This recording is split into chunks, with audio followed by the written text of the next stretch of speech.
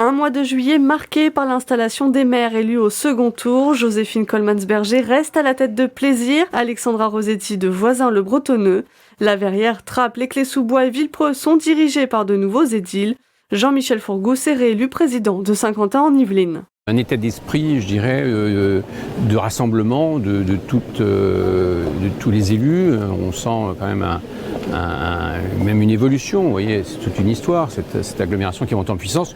Une trappiste au gouvernement. Le 6 juillet, Nadia Hay se voit offrir le poste de ministre délégué à la ville. L'action sera orientée particulièrement sur les quartiers politiques de la ville, mais tous les territoires fragiles et surtout, je le disais tout à l'heure, cette réconciliation entre le rural et la ville. Une nomination qui la pousse à démissionner comme députée de la 11e circonscription. Un nouveau scrutin sera organisé en septembre.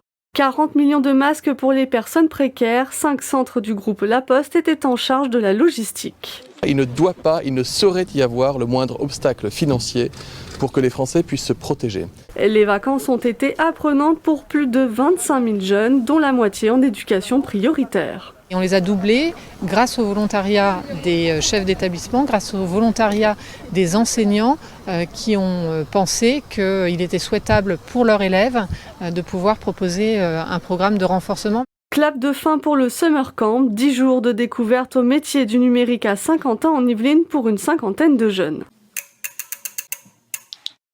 Depuis le 15 août, les Yvelinois doivent se masquer. Le préfet du département l'a rendu obligatoire dans les marchés, brocantes et vide-greniers.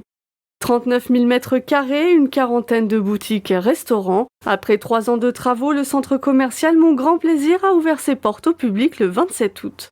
Nous avons créé 800 emplois, dont 600 emplois nets nouveaux. C'est aussi un bilan positif pour l'emploi. Une rentrée masquée pour les élèves comme les adultes, une protection apportée dès l'âge de 11 ans. Les collectivités en ont distribué, les entreprises se sont adaptées. On a affaire principalement à des clients qui ont également mis en place ces mêmes gestes et donc on respecte bien entendu. Alors ça, c'est impressionnant de temps en temps, c'est qu'on a des grandes salles de réunion pour 400 personnes. Un dépistage de grande ampleur à Saint-Quentin en Yvelines. Le Vélodrome national s'est transformé 3 jours pour dépister les salariés du territoire. On a commencé cette idée dès le mois de mars, on l'a proposé à l'ARS, mais à ce moment-là, les tests n'étaient pas disponibles. Donc aujourd'hui, ils le sont. Les habitudes des amoureux de la petite reine ont été bouleversées. La dernière étape du Tour de France est bien partie des Yvelines, mais en septembre, et les coureurs étaient masqués, le public éloigné.